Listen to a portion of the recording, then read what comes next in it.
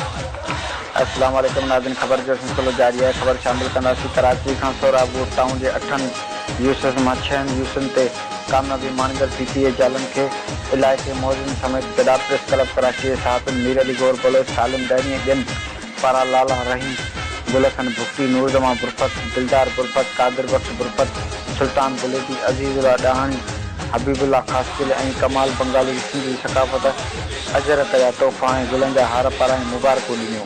उन मौक़े ते ॻाल्हाईंदे लाला रहीम चयो त आउं सोराबु टाउन जे अवाम जो थोराइतो आहियां जिन असां ते एतमाद कंदे वोट ॾेई शहीदनि जी पार्टी खे सरकुरो कयो आहे।